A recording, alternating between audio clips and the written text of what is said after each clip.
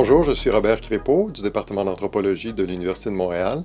Donc, je suis ici aujourd'hui pour vous présenter le volume 50, numéro 1 de la revue Recherche amérindienne au Québec, un numéro qui s'intitule Rêves, religion et relations intersubjectives dans les Amériques.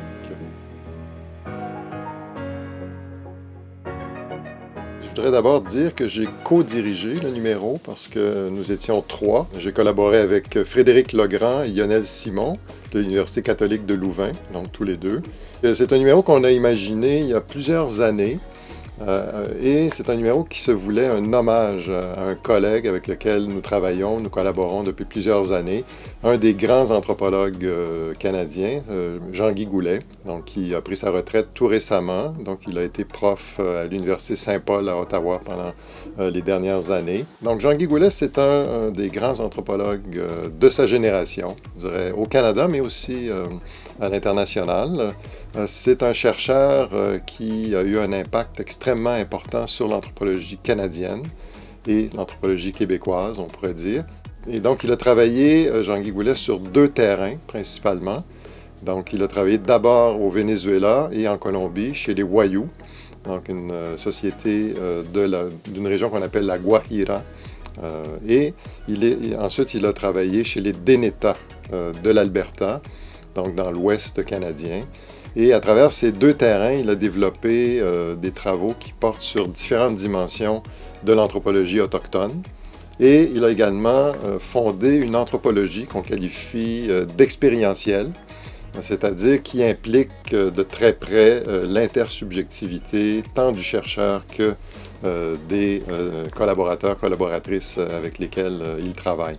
Donc il a développé une approche tout à fait novatrice et on voulait rendre hommage à ce collègue tout à fait exceptionnel, donc à travers ce numéro qui comprend une douzaine d'articles de chercheurs qui s'inspirent directement des travaux de Jean-Guy Goulet ou qui lui rendent directement hommage, donc ils discutent de l'impact des travaux de Jean-Guy Goulet sur leur propre démarche, sur leur propre trajectoire. Et ce qu'il faut dire également, c'est que le numéro s'ouvre avec un texte qui s'intitule « Un itinéraire anthropologique » que Jean-Guy Goulet a produit pour la revue.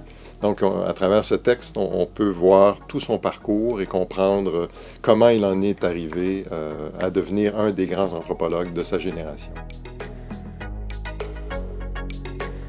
Je connais Jean-Guy depuis assez longtemps et je dirais qu'il a eu plusieurs influences sur moi. Disons, une des grandes influences, c'est celle de l'implication auprès des communautés avec lesquelles nous travaillons.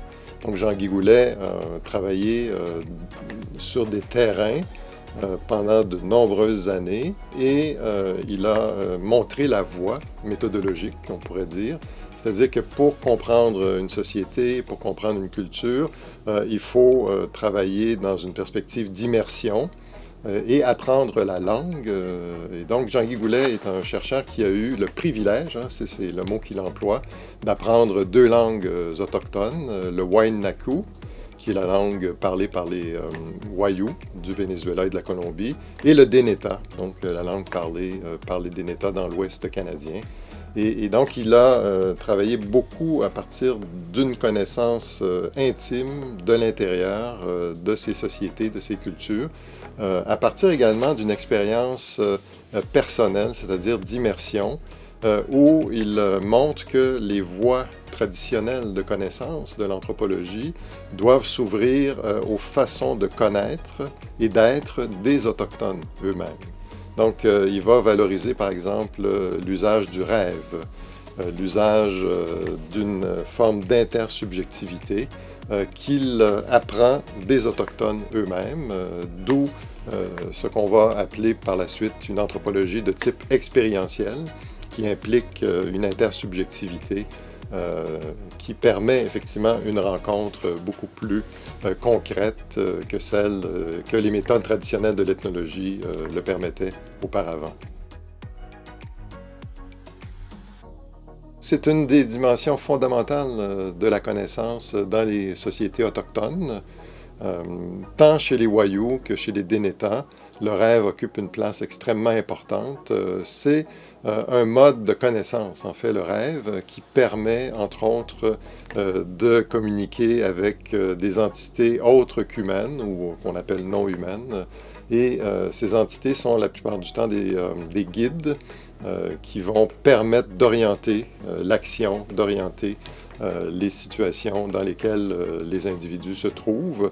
Donc, on fait souvent appel aux rêves et c'est une des grandes dimensions des sociétés autochtones que Jean-Guy Goulet va mettre de l'avant dans ses travaux et qu'il va suggérer d'utiliser également, c'est-à-dire que c'est une méthode que les chercheurs peuvent utiliser, c'est-à-dire porter une attention à leurs propres rêves lorsqu'ils sont sur le terrain ou même en dehors du terrain et en arriver à une meilleure connaissance finalement des sociétés autochtones en question.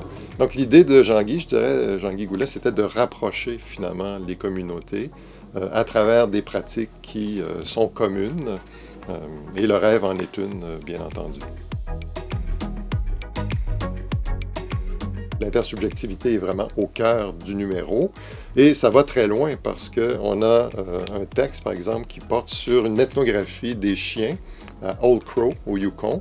Et là, on voit qu'on peut établir des relations intersubjectives non seulement avec des humains, bien sûr, mais aussi avec des chiens, des autres qu'humains. Dans ce cas-ci, le texte de Heiko Capé présente cette perspective et c'est une démarche qui s'inspire tout à fait des travaux de Jean-Guy Goulet qui portait sur cette intersubjectivité qui est au cœur finalement de la pratique anthropologique.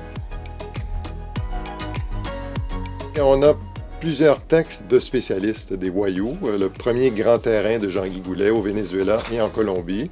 Des textes qui permettent de comprendre la situation contemporaine finalement des Wayuu. Donc, qui actualisent, on pourrait dire, les travaux de Jean-Guy Goulet. Ensuite, on a plusieurs autres textes qui s'inspirent des travaux de Jean-Guy Goulet et qui traitent de questions spécifiques dans des contextes ethnographiques particuliers. Et on a à la fin des textes qui sont des hommages de gens qui ont collaboré directement avec Jean-Guy Goulet, qui ont publié des livres également, des collectifs avec Jean-Guy Goulet. Et le numéro se termine en fait par une bibliographie exhaustive de tous les travaux, tous les textes publiés par Jean-Guy Goulet. Donc ça se veut aussi un outil pour quelqu'un qui s'intéresse à la trajectoire de Jean-Guy Goulet, à ses travaux. Donc on a cette bibliographie qui complète le numéro.